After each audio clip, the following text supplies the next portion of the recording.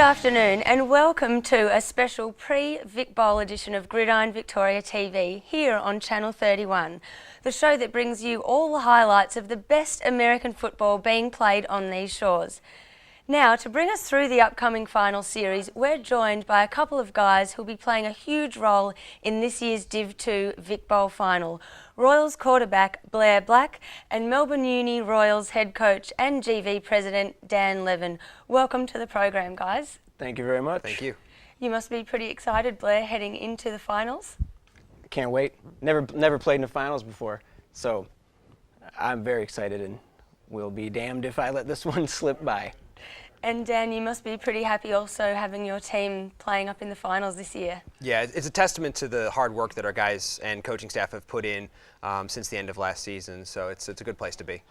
Sure, and Dan, we'll start out with you. As I mentioned, being GV president, you've already played a huge role in preparing this year's Vic Bowl, but we'll get to that in a sec. As Royals head coach, you must be pretty stoked to have your guys heading to such an occasion.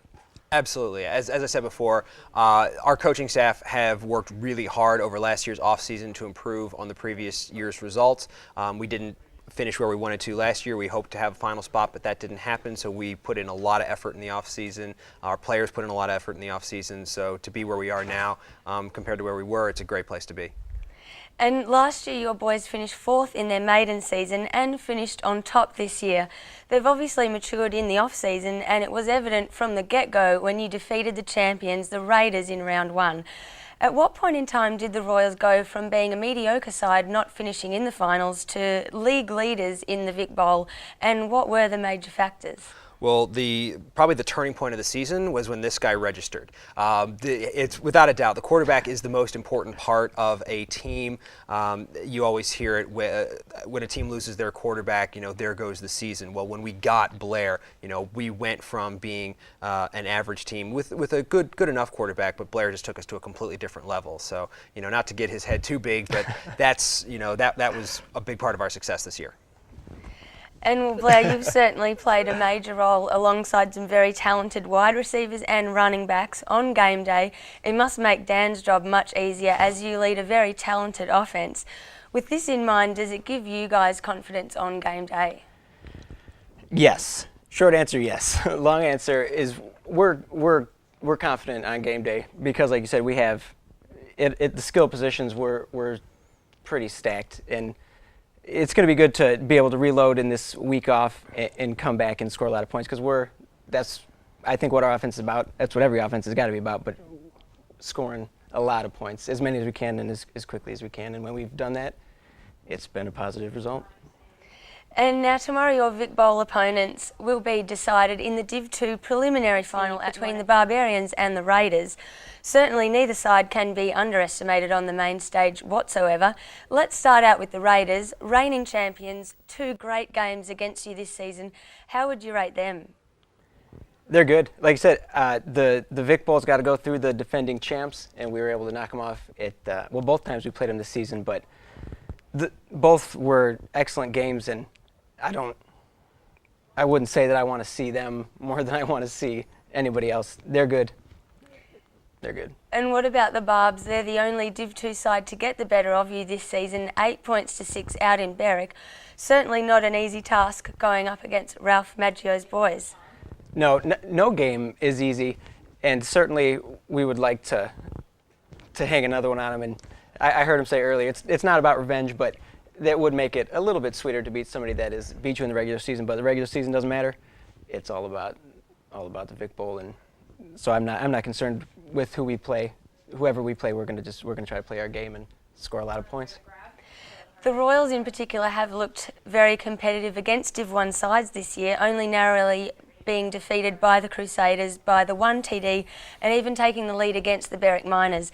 As GV president, you're on your way out after this season, and as the Div 2 sides start to become more competitive against the Div 1 sides, where do you see GV going once you're gone? Well, long term, I hope we add a couple more teams, but the first priority right now is to strengthen our existing club base. We had numbers down just a little bit this year from where we were last year, so where I hope to see the sport go is to become stable, where we're currently at with all of our clubs, with a slow growth period going beyond. Long term, we'd like to have all of the newer clubs that are in Division II move up into a consolidated Division I with having second sides underneath that. And well, before we let you guys go, I must mention you've been in the media standing up against the Ladies Lingerie League and rather for a less derogatory alternative to female gridiron. The Western Crusaders have launched the Western Foxes. GVTV caught up with those involved. A bunch of us started getting together about January, February and throwing the ball around. We managed to rope a couple of ex-GV coaches in, and as things progressed it became clear that we wanted to do full kit, full contact, none of the lingerie rubbish. I'm the head coach for the Western Foxes. My main role is to make sure that the girls get to learn the basic fundamentals of playing football. So I think the thing that we really want to focus on is starting small this year. We want it to be about just getting women to play football. All you need to want to play this game is passion. Everything else we can help you with. Well, we really appreciate you joining us on the program today, Dan and Blair.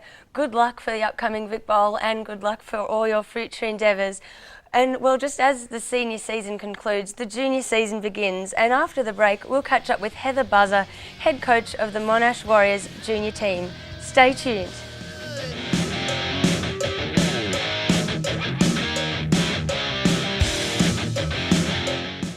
Hi, I'm John Johnston. My name is Rory Dew. I'm Bob Buchanan. I'm Ed. Chris Bainey. Oscar Fernando Cisneros. Matt Jeremy. Scott Hayden. Tim Walker. Daniel Barnett. I'm Blair Black. I'm Tinners. I'm Jake Wood. We're the Western Foxes women's gridiron team. And you're watching Gridiron Victoria. Gridiron Victoria. Gridiron Victoria. Gridiron Victoria Television. Booyah!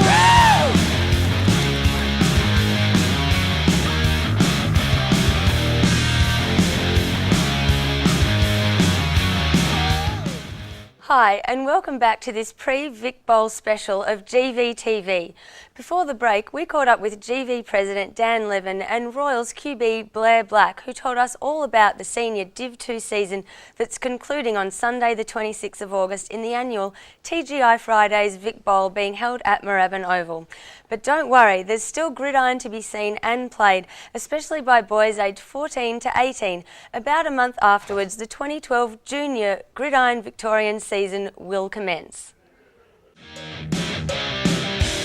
The Junior GV competition has been running for 17 years. It will commence after the 2012 Senior Vic Bowl. The Bay City Buccaneers won the Junior Championship in 2011. The team with the most titles overall are the Croydon Rangers, who've won 5 junior titles. We've traditionally always had a pretty good junior side, and it's shown, I feel through our senior side.